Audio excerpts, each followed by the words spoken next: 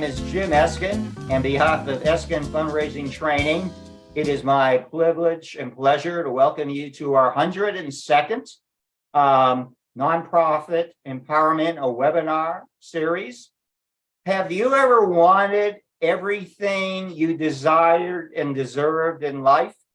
Well, guess what? Welcome, Ann Krause from Hemisphere. I have someone who is 6 days in front of her momentous release of her book, and it's so privileged. I'm going to give her a fuller introduction, and I have been given special powers from Stockholm to give her a new honor. But before I do that, I first of all want to welcome you. Our audience is made up of nonprofit professionals and volunteers. We have CEOs, we have executive directors, we have directors of development, we have board chairs, we have board members, we have volunteers, we have donors, and just about everyone else. I'd like to introduce, we have a new segment that we open with.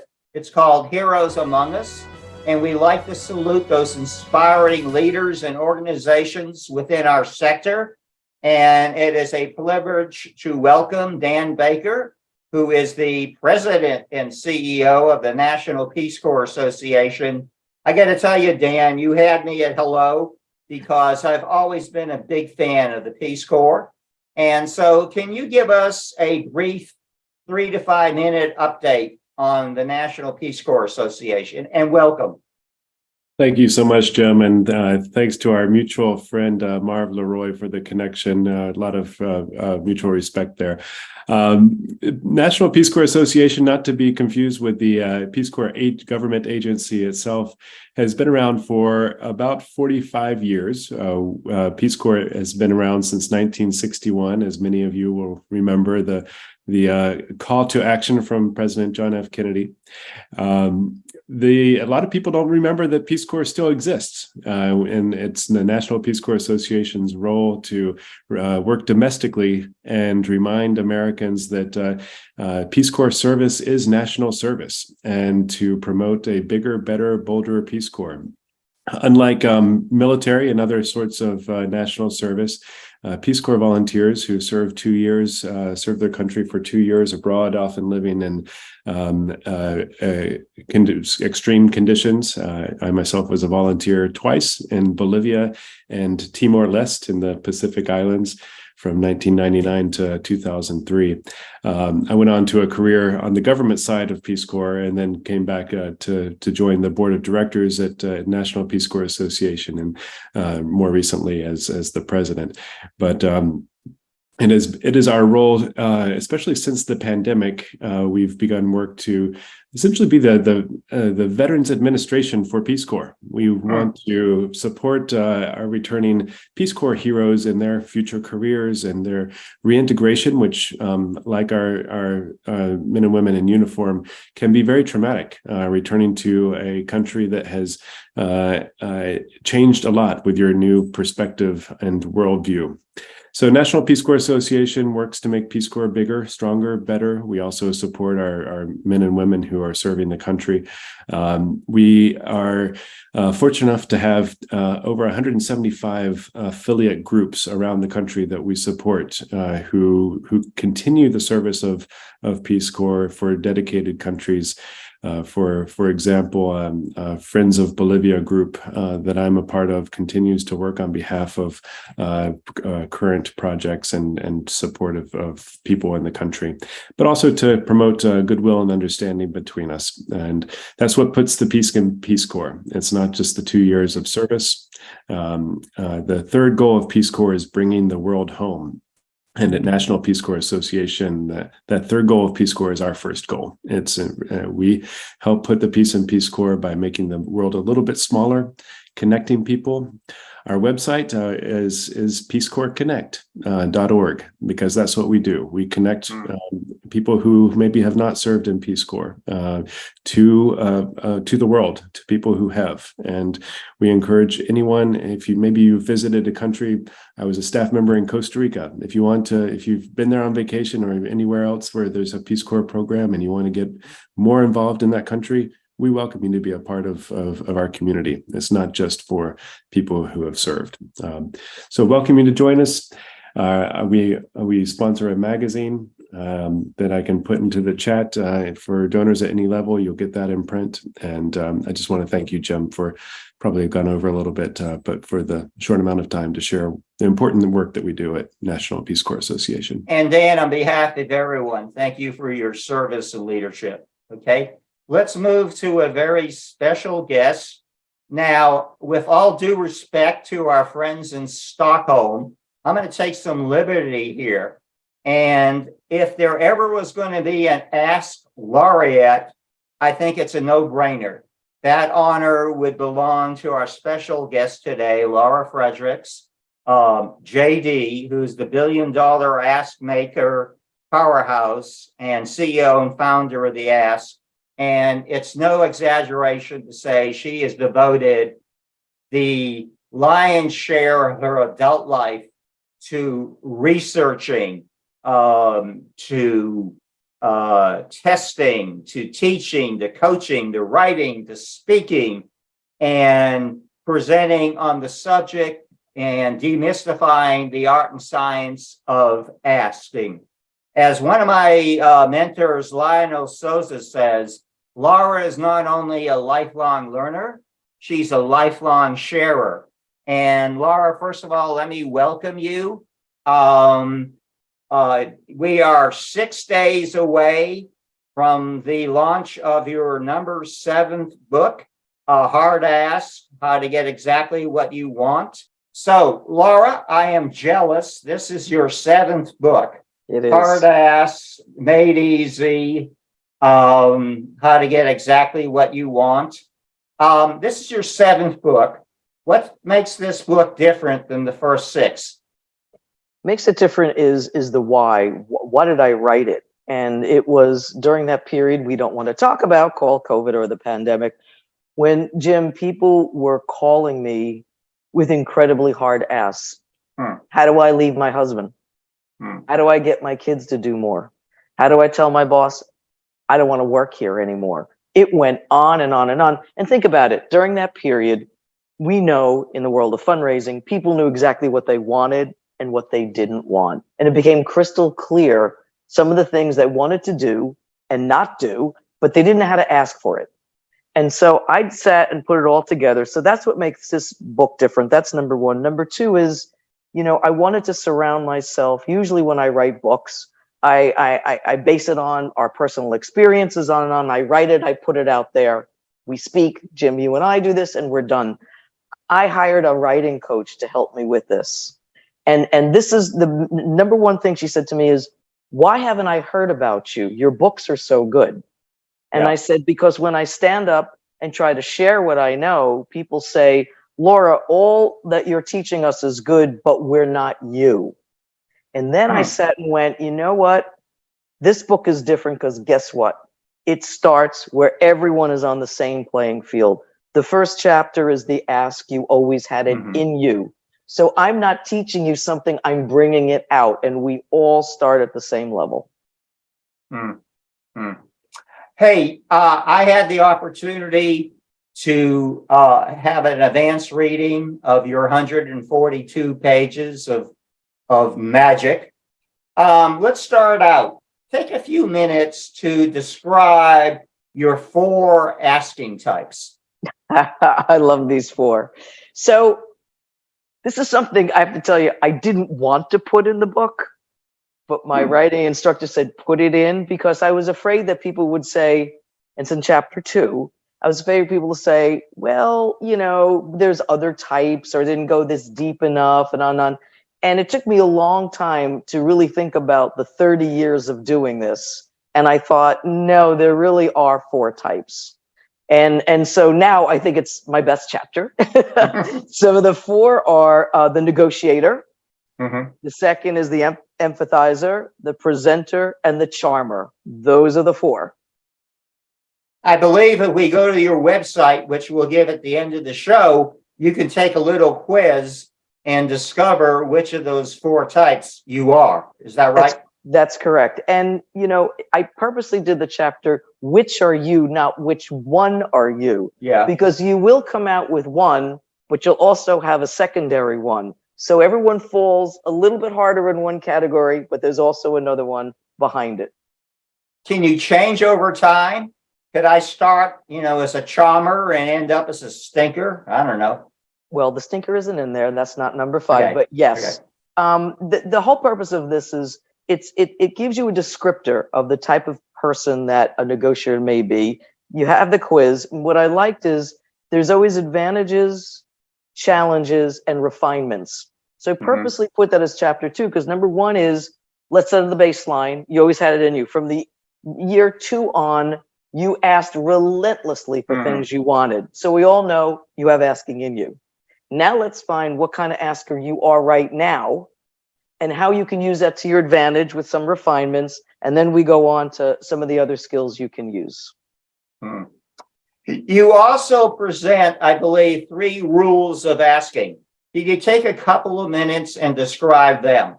Actually, it's 5 laws of asking. Wait a minute. Boo on Jim. It's okay, Jim. There was a lot in the book, and I don't blame you. I don't blame you. But one thing I'd like to do, and I want to walk through this because this is the crux of the book, which I like, is there anyone, we have 18 participants, is there anyone that needs to do an ask in the near future that would like to go through this live? Because it only is as good as it is practical and applies to you immediately.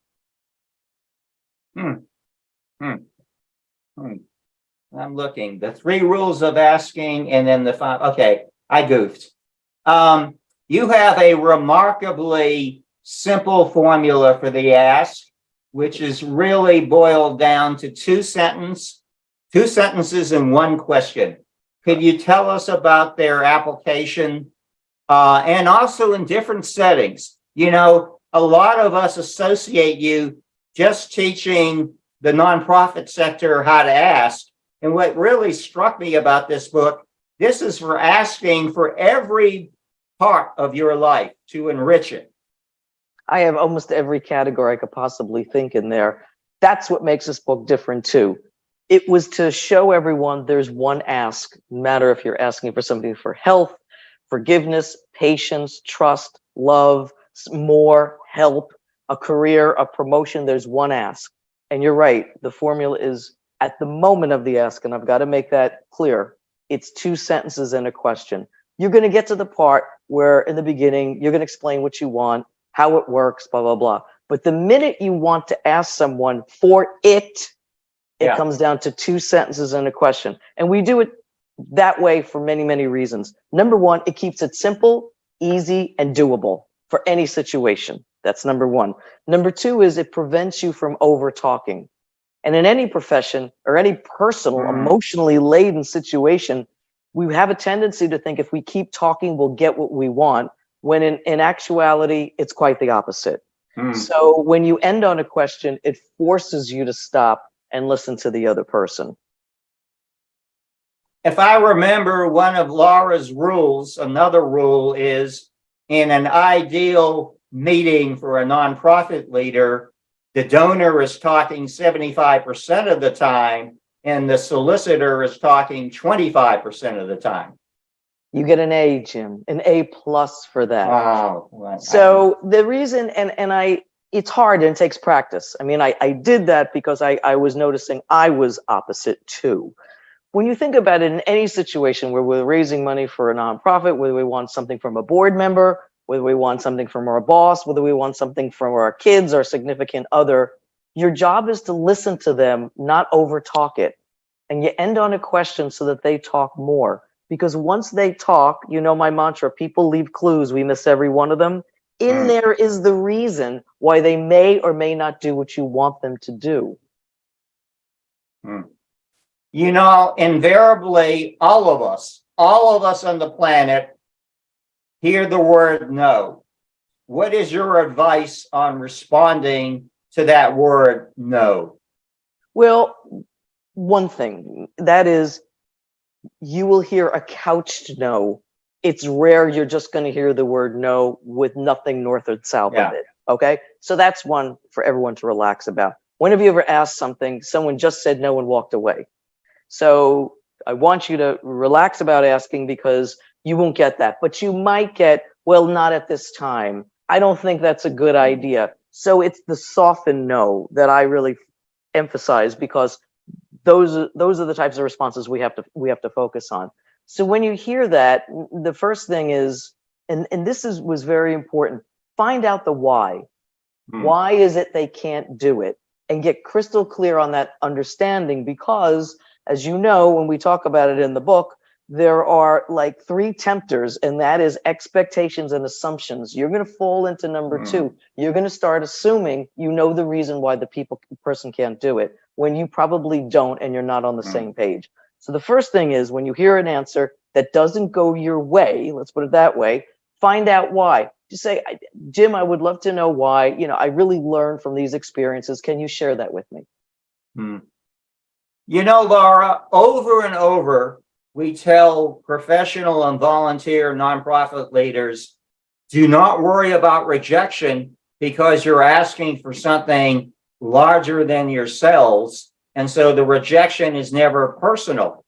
But how about when you're asking for a raise, when you're asking for someone to love you, when you're asking for someone to take out the trash? That rejection is personal. How do you handle that? The way you handle it is, say to whoever that emotional ask is, we call those emotional asks, right? The first thing, 2 sentences in the question, Jim, this is really important to me. Okay, so now it's like, right now, what I would love for you to do is be able to, speak to a doctor with me. There's an issue that's unclear. I'm really uncomfortable. I need help doing this because I can't do it alone. Will you help me? Okay. And asking for help is one of the hardest asks. So if you start it with, this is important to me, it kind of pushes the emphasis on, will I get a no, versus let's all come together and try to make this happen. Yeah. Boy, we're running at a fast clip. And so I want to encourage the audience, if you have a question or comment, this is your chance. 6 days from now, all you're going to hear about is Laura's 7th book. And now you have a chance to get her one-on-one. Any questions? Let me encourage, I have plenty more, but any questions from the audience at this time? Not yet. They're just they want to hear Laura more. Okay. Now they warm up. I'm telling you, in 20 minutes, we're going to be stuffed in the chat. I know. It's okay. Okay. We've been there before. You got one. You got a question. What do you do when you ask and they say no? That's from my friend Margie in Boca Raton. The first thing is, Margie, it is very important to know why, the reason. Because if you don't know that, you might do the same thing to another person and to another person. And maybe it's that you were unclear. I just had this yesterday. Someone said they're writing a book too. They asked a bunch of people, will you help me with the promotion of the book? And the woman got a bunch of no's. And the reason I said is, you didn't do law number 1, and that is know exactly what you want with numbers and dates. So what does promotion mean? Does it mean flood social media? Does it mean spend money on a PR firm? What did it mean? So right there and there, I would just say, if you hear no, just find out why. And 9 times out of 10, you can pretty much work it out together, but at least you're on the same page to understand what is their biggest concern. I see Kathy would like another example of 2 sentences and a question. Okay, Kathy, write in something that you need to ask for, personally or professionally, within the next month. Just write it in. What is it? And then I can show you how to do this in 2 sentences and a question. Negotiate a job and salary. Oh, that's number 1. Okay. So I've heard that one before. Well, I heard that one for. Let's say, Kathy, that you want a new job with the title of executive director, and you want a salary of, people just don't faint or whatever, 200,000. I mean, that's not unreasonable, right, Jim? Let's just say 200,000. I don't know. Certainly not for New York. Not for New York. Okay. But remember, we are a national webinar now. So I'll put it 180 to make everyone. Okay. So what you can say to your boss is, use their first name, or the recruiter or your potential employer if there's a new job. Thank you so much. This has been helpful. I'd like to talk to you about two things. Sentence number one. Sentence number two. I would love to be your new executive director with a salary of 180,000 to start July 1st. Sentence number two. The question, how does that sound to you, and how can we make this happen? Question. I like the way we get on the same side of the table, I love that. Well, that's why I say the ask is a conversation, not a confrontation. If you use the word we, it's a joint effort. It's not you speak, I speak, you speak, I speak, we walk away. What just happened? So using we, even though we know it's grammatically incorrect sometimes, whatever, just use it. And so it just keeps it nice and tight. I see Margie wants to know, she's in a lot of special event planning, and she wants to know how she can approach a donor for a sponsorship of $3,000. Well, let's get to, we know law number one.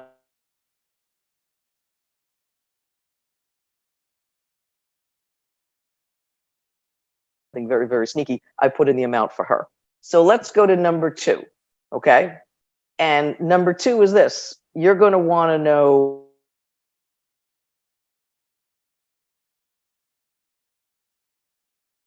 you want to sponsor at 3,000, right? So what I would say is, what other vendors do you have in this category? Who else are you asking for 3,000? Why 3,000? What signage do I get? Yeah. If you write those things down, and then what you'll say to each, you are totally, totally prepared for what might come back. And you'll feel better about asking for that sponsorship. It also clarifies in your own mind, why did you pick this company and why did you pick this level? Because those are the top two questions we get for sponsorships right now. And I think Margie's not going to let you off the hook. That's quite She right. wants to know, how about if the donor comes back, we have too much going on. We're supporting everyone else. So this is where we come for dates. Margie, I would say, if you know the time that you have to have that 3,000 by, and we're talking today, say, I totally understand, can I revisit this with you in 2 weeks? See what he says or she says. And if they say, no, our budget is spent for all nonprofit sponsorship support, say, okay, and I love this. Can we be considered for your next round of funding? Mm-hmm. Don't give up, just get in the next round, and that's it. Because normally with corporate sponsorships, a lot of times they think they have a budget, and then out of the blue, oh, it's like June 30th coming. So if we're on a fiscal year, suddenly we have money we need to spend, or it's December 30th and they haven't spent that money that they're required to do. Yeah. These are great questions. Laura, how do you think the art and science of asking changed during COVID and social distancing? What the number one thing that it changed, and I want everyone to really, really listen and absorb this, is that people are deciding on the spot. Okay. Gone are the days where they have to think oodles of time. They have to think about it. Think about yourself. Over the last 3 years, as I started today, you pretty much know exactly what you want and what you don't want. Okay.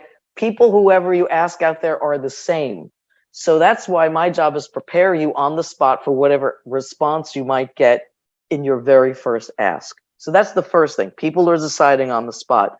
Second is, a lot more people, unfortunately, don't want to meet with you. They want to do this. Yeah. Okay. And so we used to be able to get in the door with a lot of people. Now it's probably 2 out of 10 that actually want to see you face to face, other than a set event. Okay. You know, if it's this event, everyone's going to come to it on. But lots of people are like, hey, I'll take a phone call. I'll take a Zoom. Let's get it done. And we have to be comfortable with that, you know? Yeah. And then the third thing is constantly check with people. How do they want to be communicated with?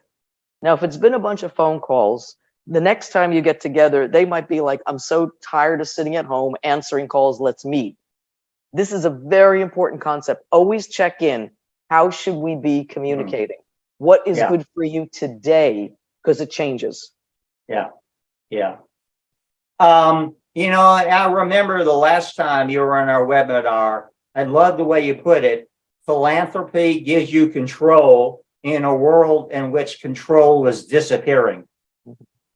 Absolutely. You know, and Jim, I was with on Monday 60 fundraisers from 30 different countries, and I was live, which was amazing. All right, this foundation brought me in, and they're all in the arts, all over the world, which of course is very challenging, right? Right. And what I said to them along the lines of giving gives control, I said, listen, if you look at, you know, what happened in the United States, because we benchmarked it, that year of Giving USA, which always lags a year, but in the full year of COVID, which was 2021, giving to the arts went up along with, you know, some of the humanities and health. It went up. Why did it go up? Because the groups that said, the arts feed my soul, I need culture. When the world is upside down and anxious, what do I want? I want something to fill me, something to feel good. And what does that? The arts. And they were like stunned. And I'm like, you've got to get that message out. So, you know, when the world is upside down and anxious and we absolutely don't know what's going to happen, people started giving and in record numbers. Okay, we're going to go to some of the mechanics of the nonprofit ask. We're going to steer away again 6 days from now. By the way, what's the easiest way to buy your book? Amazon or go to your website? Or both? The easiest thing is go to the website. You can do Laura Fredricks with 1E.com. You can do expertontheask.com. You pull it right up. There's a button. You click. It'll send you right to Amazon. You buy it. You'll have it by next Tuesday. Or is it in Kindle version too? It is. So you can read it that night. You can read it that night. Yeah, that's what I did. We're going to get to some of the mechanics of the nonprofit ask since we have a little time here. And by the way, continue to raise your hands or type in questions in the Q&A. Let me see, Kelly, is there an audio version of your new book? That'll come out in the fall. Whose voices are going to be? It's not mine. They don't, you know, and I'd agree. First I thought, you know, I kind of like my voice. I kind of like to do it. But what happens is because I wrote it, you might trip over, say, did I really say that? You know, so it's good to have someone neutral to read it. So I don't know who's going to read it, but Kelly, that's coming out in the fall. And I agree, because lots of people like to do that when they're driving or at home, or yes, it's coming out in the fall. I think Diana Hoyt, our friend from Phoenix, wanted to know the exact title. Let's see if Jim can redeem himself. Hard Ass Made Easy, how to get exactly what you want. And it looks exactly like that. Who's that? Who's that pretty lady on the cover? That's me. Okay. We're going to get to some of the mechanics. Diana, do you have any questions? How it might relate to the case for support? Oh, well. And Diana is a colleague in Phoenix, Arizona. This is from Kelly. Thank you. I think you're great, but that's not a question. I saw you speak in LA. Theater, yes. Oh, that was amazing. And we did the theater walk, which was awesome, on these little hidden theaters, and it was great. Oh, thank you, Kelly. That was great. I love that. Was there a red carpet? No, but we did see all the stars up and down. Yeah. It was great. Like who? Well, no, the stars that you see on the walkway. Oh, the walkway. Yes, okay. I mean, they're for miles. You just look at all of them. But we did take a private behind-the-scenes tour of all these hidden theaters. And then when we regrouped, I think it was called the Landmark Theater Association, which was great. We came back and we had a session, and they asked me to speak, so that was cool. Oh, did you see Kelly's question? She said there are 4 types of askers. Is there anyone in particular of those 4 that's more likely to get yes? No, each has their own. That's you'll see the advantages to each, and because there are advantages to each type. There is not one that will be more open to getting a yes answer. Each of them can. Okay. I see we have another John. I see another one in the Q&A box. What do we have? Ashley. Yeah. Thank you. Okay. Well, go ahead, John. I was just going to say, Kelly's asking, younger staff in their 20s have reluctance to using the phone to research information. How can I help them feel more comfortable asking for information? Great question. You have to practice with them because remember, they're in their 20s. I mean, I probably would have been awful if I started out in my 20s doing this, horrible. But just get them comfortable practicing one-on-one, just easy. Like, if we're going to call so-and-so, what do you think they might say? What do you think you should say? And just really, you've got to do a lot of practicing with them and just say, here it is. The win is that we made the connection, not necessarily the answer. So get them to be having some incentive just to feel that connection with someone. And they're there to learn, right? When you call someone, you're really there to learn about them before you go out and ask them. So I would definitely practice with them first. Wow. Hey, we're going to revert to fundraising 101 since we have a little bonus time here. And this is about as basic as it gets. How do you know how much to ask for? You have to figure out what the person has done in the past. Yeah. Donors leave clues. What have they said to you prior to the ask? Now, caveat, if they say, I'm tapped out, I've given all my money, I'm not giving to anyone this year, don't necessarily take that as a no. Use that to your advantage, saying, I heard you when you said you've done this, but we would still like you to consider a gift of blank. Okay. There's no magic formula to it. You just have to do a little bit of dive into what emails they've sent you, calls they've done. If you can see if they've given to a similar organization a certain level, you'll have comfort to know they can do it for you as well. And then the last is if you have a real need, that's why thousands of groups are doing campaigns of some sort. If you have a real need, figure out how much you need and what you think that person could do for you. A lot of this is just the art and the science of the instinct and the feel. Yeah. Yeah. Okay. This one is closely related. How do you know when the donor prospect is ready to be asked?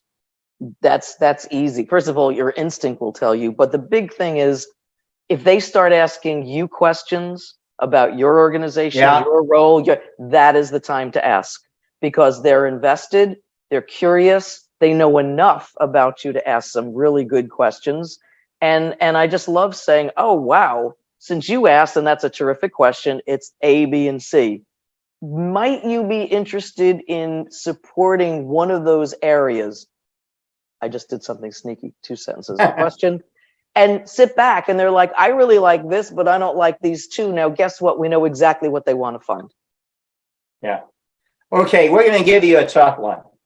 Okay, what do you do if you're the vice president of development for a major gift officer and you have a major gift donor that can't stand your CEO or your foundation board chair who wants to be involved in the ask? How do you handle that one? Switching jobs is not the option. You've been there, right? I've been there more times than I care to. The best thing is if you exclude them, you're going to get excluded. So it's a team effort. Yeah. Come down with strategies of the best way you feel it is to approach them. Say to them, I would love the opportunity to be able to do this. There's so many other responsibilities and people that you have to talk to. And if worse comes to worse, at least go with one of them, either your CEO or your board chair, so you act as the buffer. Now, does it work? Sometimes it doesn't, but at least if you have the strategy down of what to do. And the last piece I have if you can get this out, it's back to fundraising 101, Jim, and that is people will give if they know, like, and trust you. Know, like, and trust. Without those three elements, the person feels alienated, not comfortable, put on the spot, invasion of privacy. And so you can use words like, two is better than one, let's go. I'll take notes, I'll write the thank you note, I'll do whatever, but try to get in there and don't let it exclude you, because we all know that's going to probably have a bad consequence. Yeah. Okay, let's go back. Asking can be for yourself. I think at one time we were calling this the time of right sizing, and then it became of quiet resignation. And it appears to be in our nonprofit sector, particularly for the professional fundraiser, a time of great opportunity. So what are your suggestions on our audience members out there who want to seize the moment and move up, even in their organization, or move laterally? I think the biggest piece that I see working is creativity and innovation. Okay, creativity and innovation. When I see, I tell people, do you have a specific count and a specific list of people who gave to you March 20th, 2020 through December 31st, 2020? Do you have that list? Yeah. Like, whatever. Those people in the beginning of COVID, I call them your legacy people. They could have done nothing. They could have chosen some other group. And what did they do? They chose you. And I like to steward them as a separate cohort. That was a big, big leap of faith with you, a stand up, a raising them a hand. They're like, notice me. I cared about you. I chose you. So that to me, when, if someone came to me and say, why don't we just do something special for these people? Because they're going to want to know who else was in that group. That's number one. Number two is, and we could talk the whole rest of this, artificial intelligence is coming, and it's going to play a big role in our field. We better get up to speed about what it is, be talking about, if that comes, what is our verification technology for this? We all like prospect research and we're all out of this, but what if that gets turned into artificial intelligence? So being ahead of the curve, being entrepreneurial really will set you aside in fundraising. And remember, we are in a business. We are in the business of motivating people to do something. It is a business. So treat it that way. And I don't mean that with a cold lens. Yeah. What I mean that is just understand that there is mechanics, there's organization, structure, and focus to a business, and we are in the business of that. But kind of get ahead of the creativity and the innovation, because we're not going to be shielded from it. Okay. Do you think development professionals who have proven themselves with their solicitation skills are well positioned to move up to executive director or CEO of nonprofits? 100%. Because the Why? question I get from doing, and what's interesting? Board trainings are back in vogue. What's so funny? During COVID, no one wanted to do the board trainings, but now after COVID, everyone's like, do we have the right board? And the reason I'm bringing that up to answer your question, Jim, is that the board is asking me, when we hire a new CEO, what is the percentage of her or his time to do fundraising, right? If we hire an executive director, what is the ratio of skills we should be looking at? So they're looking at it, they're your boss, they're looking at it very, very carefully.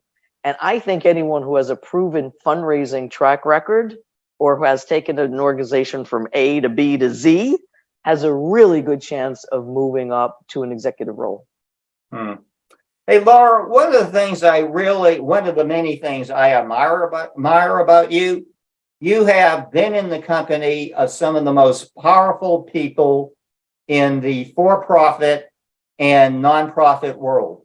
And when I read your 142 pages, I felt a great empathy for the average guy and gal. Okay. Where's that come from?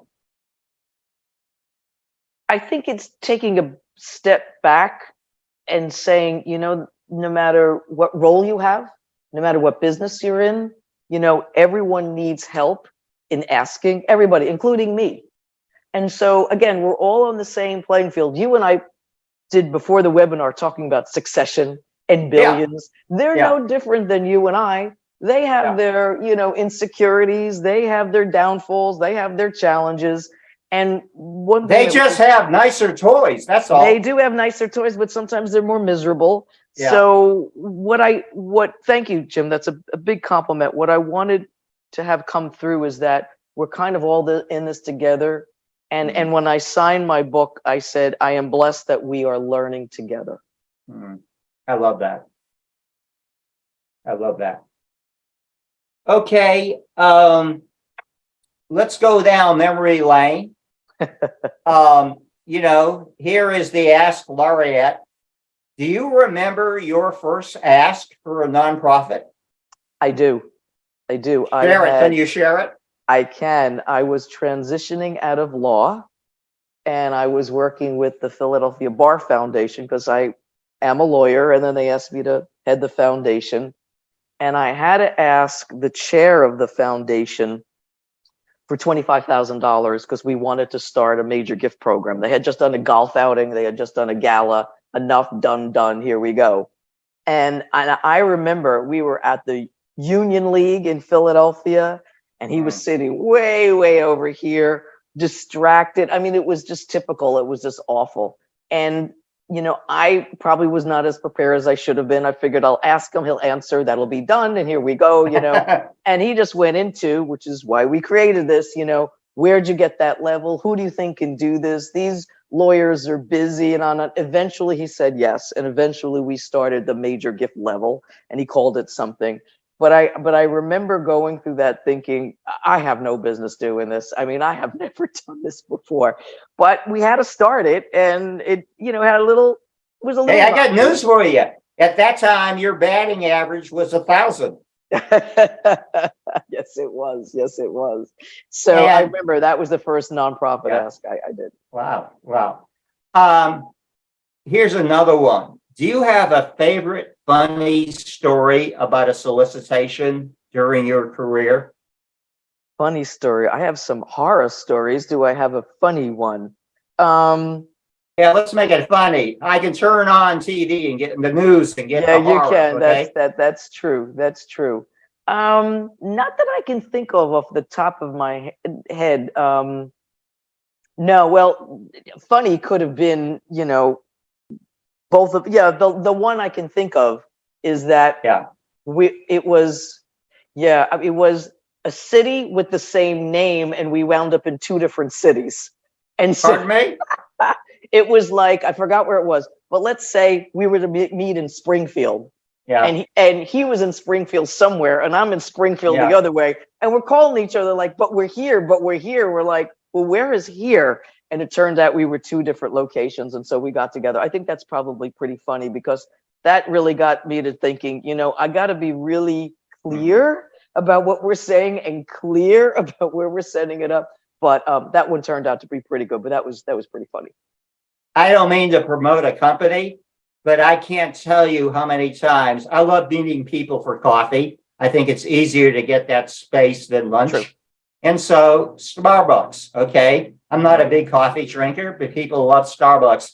I can't tell you how many times we made plans and there's Starbucks right across the street from each other. Exactly. And we're going, where's Laura? Where is Jim? I know. It's true. It's absolutely true. You have to say, like, on this specific corner, and there you are. Yeah.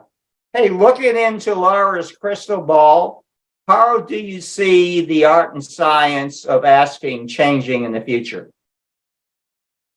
I think it's actually going to get a lot easier. I think I do. And I see it getting easier. I see more. First of all, I see more people doing it, which is very, very comforting to me. Second of all, I think, again, there's no turning back. People pretty much know what they want to invest in, what they want to do. I see the area asking really expanding in the area of personal relationships, because I think we let luck and time fill it in. We have expectations. If I spend more time, or if I like mess around the kitchen, people are going to know, oh, she needs help around the kitchen. Well, if I don't ask for it, it's not going to work. I see it expanding in the personal area. And as far as our fundraisers out there, which I absolutely adore, I mean, people are just waiting for an opportunity to feel good. And when if you even hesitate, just, it's our jobs to just offer it. And if they say no, it's okay. But you know what? You've always planted the seed. And a lot of people haven't given because they haven't been asked. And that is an old adage, and it is not changing. Yeah. Okay, I'm going to push you on the spot a little, and but what's new, right? Who are some of your role models in philanthropy? Oh gosh. Well, first of all, Bill Sturdivant. Growing up, he was like one of the classic. Bill Sturdivant was fabulous. And think about Jim Greenfield. Yeah. The return on investments and all that. Exactly. And then, Sargent was great with research. Yeah. And it just goes on and on, whatever I needed. And one of the things, there was a woman called MJ Williams. You probably don't know her, but I began my fundraising career in Philadelphia because I transitioned out of law. And she was a head of a very big philanthropic consulting firm. It's still called Schultz and Williams. And when I learned I had to start raising money, I started to enroll immediately in the certification program in the University of Pennsylvania. And she was the professor for major gifts. And at that moment, I knew I wanted to get into major gifts. We're talking 1991. And so I always think of MJ Williams. She made it seem effortless. And I'm thinking, I could have sat there and went, you had this huge firm, it'd be good equivalent of CCS as we all know it, right? She headed this firm. And I'm like, well, if she can do it, this is pretty good. I can do this too. And so I think about all the people that helped me along the way. I hate to say too, in 1991, how many women were heading big CCS type firms? Not many. Not enough, right? Not enough. Yeah. Okay, you have accomplished so much in your life. I took your CV and I reduced it to one paragraph. I'm going to reduce it to 2 words. Ask Laureate. But what's left on your bucket list? What's left on my bucket list is what I'm loving is to get traveling in person again, and to be able to share this and share the steps with whoever, whether that's a business, a nonprofit, an individual. That's what I really, really want to get out and do. And it's all working out fine, because I feel like, the book is only as good as people who read it and want to hear more. And so that's my biggest goal. It takes a lot to write a book. It takes a lot to, we started this out. What's different about this one, Jim, is there's a lot of my personal experiences, which I have not shared before. And I have never been on the cover of my book. All 6 were just words. And they said, but Laura, they have to get to know you. And I said, okay, if that's what you want. And so just being able to get out there and help more people ask for a better life is By the way, I have to emphasize to the audience, there are so many practical everyday life. You don't have to be a Succession character. I love the section because Andrea and I are racing, to CVS or Walgreens, and you taught us how to negotiate on the prescription prices. Exactly. Oh, that was huge. Well, that was mine. I have one medication, and every time I went in to CVS, it was a different price. It went from $40 to $106. And I'm like, what is it? So finally I said to the pharmacist, listen, I don't have a drug plan. I'm self-employed, right? What can you do for me? And she said, oh, give me a minute. And she goes and types on. She said, I couldn't believe this. If you get this for a 3-month refill, not a 1-month refill, it's free. I'm like, free? So I went from 106 to free. And I said, that's a great ask. And so that's in the book. That is a good ask. Isn't it a good one? Okay, this is one of my favorite questions to ask very accomplished people. And so I'm going to put you on the spot again. If you can travel back in time, and even the great Laura Fredricks, Ask Laureate, cannot travel back in time, but if you could, what advice would you give your 21-year-old self? Trust your instincts. Expand on that a little on your life. And Even growing up, there's what you should be doing, what people expect you to be doing. You overthink certain things, but there's always that little voice that says, come on, Laura, you can do this. Come on, Laura, this is the direction. Come on, Laura, listen. And I think if you listen to your instincts, it will make you be true to yourself. I haven't said I didn't all the time, but if I had listened to just a little bit more, whatever happened, right or wrong, I would always know I was true to myself. So just listen to your instincts. That voice is there. We just push it away way too much. Yeah. And it's okay to dream, isn't it? Big, dream big, big time. Yeah. Big time. Yeah. And the second thing is, because it's one of the things, accept success when it comes your way. Accepting success is very hard, Jim. So talk about that a little more. I am, because I'm one, I can push it away. It's like, okay, well, I wrote this book. This is nice. What's next? Right? Yeah. I have to sit here. I have to savor this. I put in a lot of hard work. It's Amazon's #1 book on business negotiating. I mean, like, who could get that one? Right? And it's easy to say, oh yeah, that's good. Go on to something else. But I have to sit with it. Accept success when it comes and feel proud of yourself. It is not egotistical. It is not whatever, but you did it. And this happens in fundraising. So we land the big gift. And what does your boss say? Okay, on to the next person. Yeah. And it just went, it went like for a second and it came diving down. Yeah. And so just embrace it and savor it just a little bit more. Yeah. Yeah. I like that wisdom. Hey, John, any other questions? Let's put Laura's contact information. Again, she speaks with kings and queens and dukes and earls and I stars. speak with everyday people. Yeah, and she's very accessible. So this is how you can email her. Usually I email Laura, and if it doesn't take her 10 minutes, I'm thinking, what's the matter with Laura? Is she having a glass of Zinfandel or Chardonnay or something? And that's her phone number. Folks, that's her website, and you can just click on there, and that will take you to how you can. By the way, there's Kelly Newman, who's going to be the first guest on our TV format from Houston, Fabulous. And she's one of the best public relations people in the country. So, Kelly, we look forward to kicking that off on July 19th. And I'm getting I do have a question here, Jim, if you've got time. We got time. Carol's asking, protecting environment and water supply will require collaboration of all sorts of people and communities.